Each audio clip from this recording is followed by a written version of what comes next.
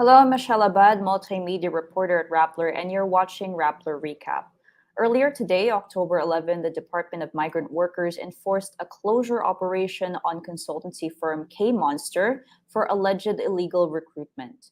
The department's anti illegal recruitment branch found in its surveillance operations that K Monster was reportedly offering jobs for hotel workers, room attendants, cashiers, waiters, caregivers, and factory workers in different countries. So some of these countries included South Korea, Poland, Canada, and the Netherlands.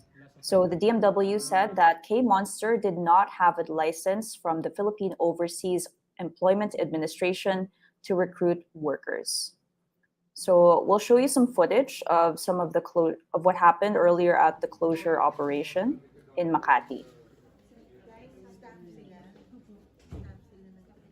So it was a surprise for the K Monster staff that was working inside the office that day.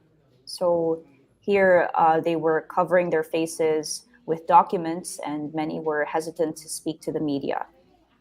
So earlier in the first part of the video, we saw their migrant workers secretary, Tuts Ople, and her team, and they were accompanied by Makati Police and San Lorenzo barangay officials, where K Monster office is located.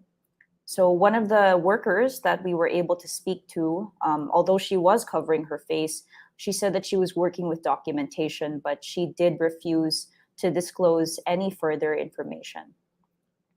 So we did get to sit down with Secretary Ople to ask more about the closure operation.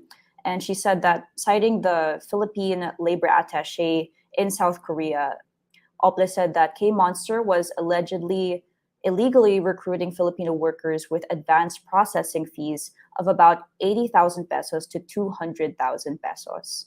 So Ople ordered the filing of illegal recruitment charges against K Monster, which is now on the department's list of establishments with derogatory records.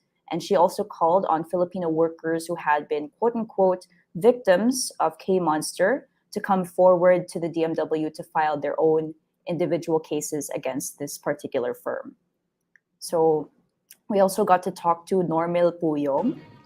We'll get to see a bit of the footage here. So he's the OIC of yun. Yung barangay clearance. Pwede ba yan, boss? Be-verify namin pero kasi wala siya talaga doon sa amin. Wala sa file namin. Baka possible. Kasi iba yung naman.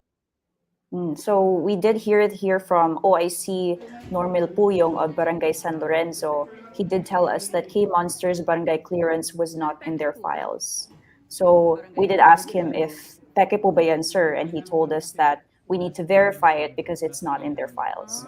So just for a little bit of background on what recruitment is supposed to look like, particularly if you're an aspiring overseas Filipino worker who's looking to work in South Korea.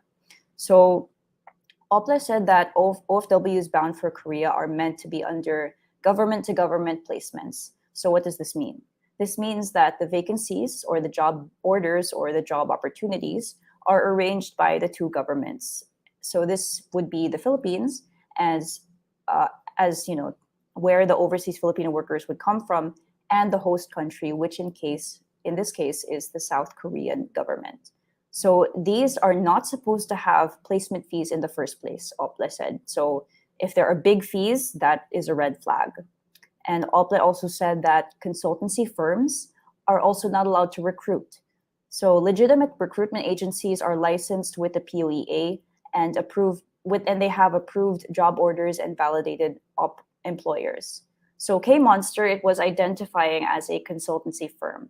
So if you're dealing with a consultancy firm that appears to be recruiting you for a job placement, then that's another red flag.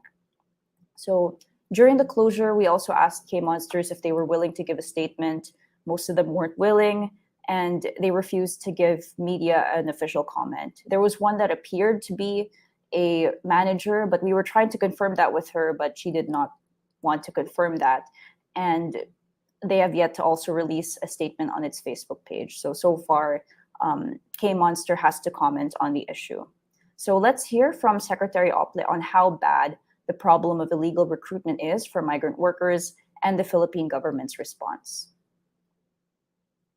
on the part of POEA and the Department of Migrant Workers kasi ang hirap na nga ng buhay.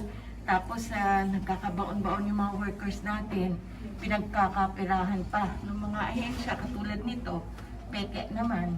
And ang kawawa, syempre, yung workers na umaasa at ang kanilang mga pamilya. So, ano to, pang-apat na namin na closure and sisikapin natin na every week meron hanggang tumigil sila at magtanda. If it's too good to be true, then it's probably, and it's usually not true. So mag-ingat na lang po. The DMW has repeatedly cited anti-illegal recruitment as one of its priorities. Filipinos desperate for opportunities sometimes take the risk of dealing with these recruiters, even if it means working in conflict-ridden areas. For instance, the Senate in May 2021 investigated how 3 Mindanaoan women were trafficked to work in Syria, although they were minors at the time of recruitment. In the past, the Department of Labor and Employment has admitted that there are very few convictions for illegal recruitment. The DOLE recorded only 25 convictions of illegal recruiters from 2016 to 2020. So imagine from 4 years, that's a span of 4 years, and only 25 convictions of illegal recruiters. So these are our updates for now on the latest with the Philippine government's efforts to fight illegal recruitment of OFWs. Keep following us on Rappler for more stories on OFW welfare. I'm Michelle Abad. Thank you for watching.